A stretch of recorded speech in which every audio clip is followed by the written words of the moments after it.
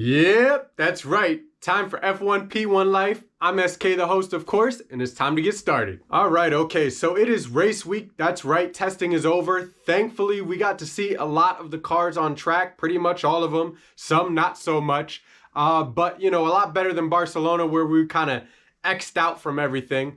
But that said, a lot has happened. We have seen a lot, and there's a lot to go over. So I'm not going to be able to get to everything, but I'm going to try to get to as much as possible. So let's get started. I'm going to jump right into the big elephant in the room, which is... Yeah, I bet I got you guessing, right?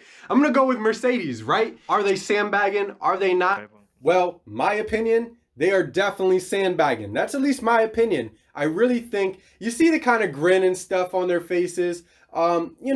Again, they do it all the time, so it might be one of those things where people are kind of like, maybe they're actually kind of telling the truth this time. I mean, look where Hamilton is at. I highly doubt that Hamilton's so far off the pace of George Russell. I mean, really.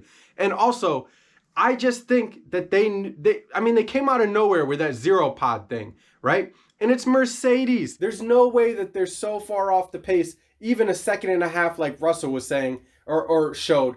So I definitely think, and yes, okay, so Hamilton came out and he said, well, I'm paraphrasing, well, at this moment, I don't think that we're competing for race wins. Well, break that down for a second. At the moment, there are no races going on. So, of course, you're not competing for wins. Now, remember, in the teaser for Netflix, what did he say? It's constant warfare, right? Constant warfare. Well, art of war, you got to deceive your enemies, right? And so the other part of it that you can take away is you're not going to be competing for race wins if you're running away with it a mile ahead of the competition. So doesn't mean that they're not going to be getting wins. I think he's just trying to play with the words a little bit. You know what I'm trying to say? So I really think that Merc does have the pace, and I think we'll see it this weekend. But that'll be the telltale for everything. Once we hit Q3 and the time starts running down, we'll know what's what. So, with that said, Ferrari, on the other hand, definitely showed their hand. And I think they're one of those teams that they're all in. They're never going to just try to hold back. They want to bring it every single time, and they did. And my man 55, Carlos, is doing his thing. I'll just say that. I am so looking forward to Carlos in that Ferrari, bringing it to whatever team is going to be at the top, trying to compete for a P1. And I think he's about that P1 life, right? So I definitely think that they certainly do have the pace. Their little scallop pods, side pods, they seem to be working out well for them. That Ferrari is just beautiful, a beautiful thing to look at. The color, the design, and now we can see that it has the performance to back it up, which is the most important thing. So I'm definitely excited for Ferrari, and I think they are too. I think everybody in Maranello kind of knows that they're onto a little something, that's for sure. And as far as Red Bull, I think they got a good car under them. Of course, they came up with their own side pod. What was it, day 2? They released their updated side pods, and those things, they do look pretty sleek. Of course, they're cut out, they're shaved out at the bottom. It makes, I don't know, Carlos. Sergio got in the car right away with it, and he seemed to be doing well. And so I think, again, I put him actually as outbeating Verstappen this year.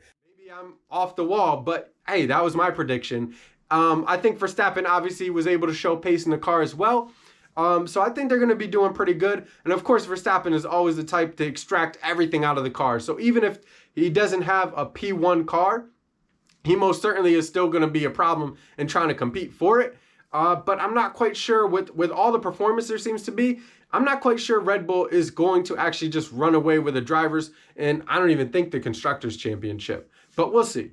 Now, McLaren, they seem to be good. They're off to a good start in Barcelona, and then they came to Bahrain and some problems. And of course, all the best wishes to Danny Rick. He's obviously out with COVID. Seems like he might be back for this weekend to get into qualifying and actually race, which I hope that he does. So they had one less driver to kind of get out there and really get the feel for it. Obviously, Lando was able to pump. I think he pumped out, what was it, like 200 or 300 laps? He put in a lot. So Danny's gonna have to rely on the team and Lando's feedback and so forth. So I think he'll have a good chance. But it seems even like from Lando's feedback that they're not really feeling the car the way that like the Ferrari garage is. So I think that they definitely have a shot. They're not out of it. I think they can be certainly competing for P4, P3, maybe even P2, you know, depending on their ability to get with the program and kind of elevate the car throughout the season. But as of right now, I think they seem kind of more like a P4 car, you know, at best. But we'll see. We'll see. Aston, they seem to really have a good lockdown program. Maybe not the most performance out of anybody from this weekend of testing, but the car looked good. It seemed like Vettel felt pretty decent in the car. They're going to need Stroll to step up. He did have some unfortunate things that happened to him in last season, but he can be a decent driver on his day. They just need him to be consistently higher up the scale so that they can actually grab those points that they need. And I think I predicted that they'd be P5. A little bit of a stretch, but not really. They can do it. And if they can continue to develop the car and get a good hit the ground running, I think they'll have a shot at it. Now, onto the Alphas, starting off with the Taris. I think that Gasly is just a solid driver. He seems to have a solid car under him, and I think Yuki is doing pretty well, and I think that he's learned a lot from last season. I actually think I ranked AlphaTauri as my prediction was 6th, so they definitely have a shot at it. They just need that consistency, and it's going to come mostly from the younger driver on the team, the sophomore now. But hopefully, you know, he can put it together and they can just continue to develop the car. It seems decent. So we'll see where they land. They had a pretty decent program overall for the weekend. And then the Romeos. Well, I definitely love the car. I think it looks great. I like the lineup for sure. Kind of hard to say where they're going to land. They seem to have like a little bit of pace. Obviously, the car is the lightest of the group. But how that translates, I don't know. I don't really know. But that's the thing about this whole weekend. There was a lot of just variables and things going on. And I don't think we really saw anybody's true pace. And I'm not quite sure where the charts are going to land. So that's why Q1 is going to be so interesting. So interesting this weekend. I really can't wait.